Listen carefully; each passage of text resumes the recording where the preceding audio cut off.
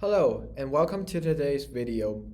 When processing medical images, especially MRI scans, an important step is to align the images together. To do so, we need to perform what is called image registration. John Ashburner, one of the most famous developers of SPM, noted in one of his papers that there are two general ways of modeling such a mapping: those that preserve topology and those that don't.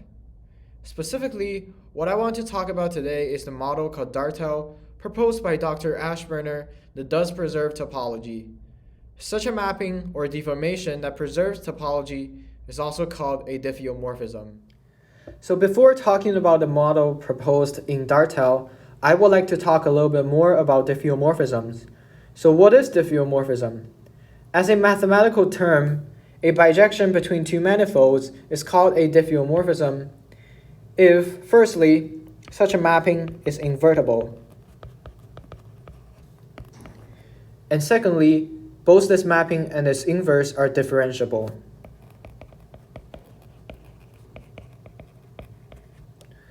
So back to DARTEL. To model the diffeomorphism that registered two MRI scans, Dr. Ashburner first makes a simple assumption. He assumes a stationary velocity field that stays constant over time. And for simplicity, let's just call this velocity field A.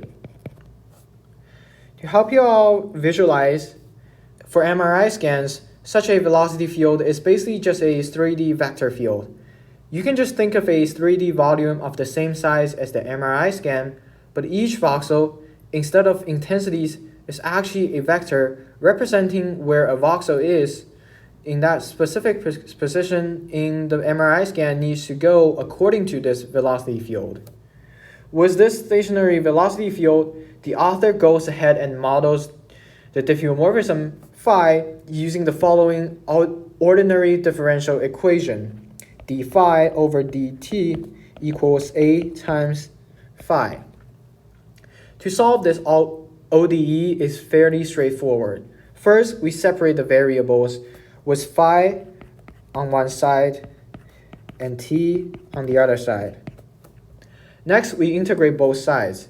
On the left side, we have ln phi, and on the right-hand side, we have a times t. And we have the constant term c. Now we exponentiate both sides from the base of e. We get phi equals e to the a times t plus c. And we take out the constant term. Now we get e to the a times t times e to the c. This e to the c here is usually called the initial condition, and we write here as phi 0.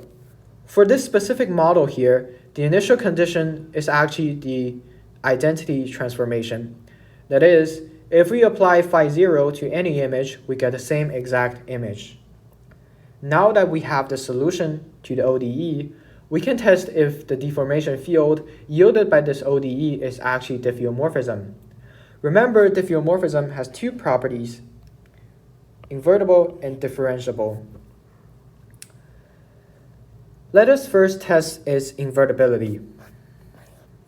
For any given phi t equals e to the at times phi 0, we can construct a phi negative t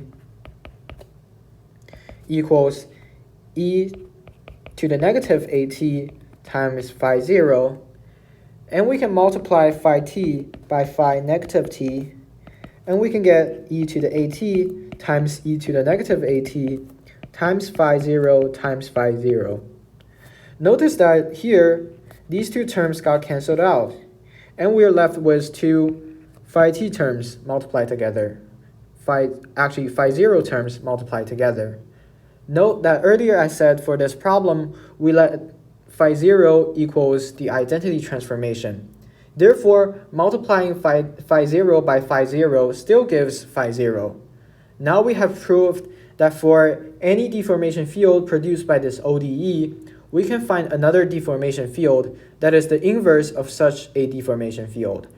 As for differentiable, we don't really need to prove this because this is guaranteed by the ODE. Now, let us pause for a sec because you might be wondering, how on earth do I calculate e to the power of a matrix? To do this is not very hard if we have our good old friend Taylor series. We expand the expression in this way and we can calculate at least an approximation. In reality, it is not realistic for a computer to calculate an analytic solution to the ODE. When I was reading through related articles, I came across a paper named 19 Dubious Ways to Compute the Exponential of a Matrix, written by Cleve Moulder and Charles Van Loan in 1978. Some of these methods mentioned in the paper can be used when constructing a computer model to estimate the diffeomorphism. Interestingly, what DARTEL is using is the third method proposed by this paper. The method is called scaling and squaring. We first start with phi 1/2 to the nth power that is sufficiently small. The reason why we need the deformation field we start with to be sufficiently small is that the smaller it gets, the smoother the eventual deformation field we get. So, we can multiply phi 1/2 to the nth power by itself and get phi 1/2 to the n minus 1's power. So if we do the same thing over and over again, we can eventually get to phi 1/2 times phi 1/2 equals phi 1, which is the deformation field we want. Lastly, I want to talk about the concept of Lie group, since the name DARTEL has the term Lie algebra in it. If you're not familiar with Lie group or group theory, feel free to skip this part. To give a general idea, the Lie group is a group that is also a differentiable manifold. Lie algebra associated with this Lie group is used to describe the local property of the Lie group. So, in the case of solving the ODE in order to obtain a diffeomorphism, the deformation fields we got earlier from solving the ODE, with the initial condition being an identity transformation, are members of a Lie group, while the stationary velocity field A is the Lie algebra corresponding to this Lie group. And the relationship between this Lie group and this Lie algebra is given by the solution we had earlier, which is phi equals e to the at times phi 0. So much for today.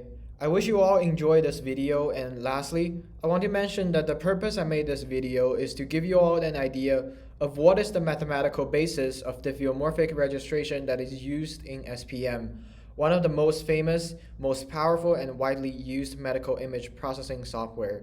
And I hope I can share my passion for math and excitement when it comes to applying mathematical ideas to solving real-life problems through this video.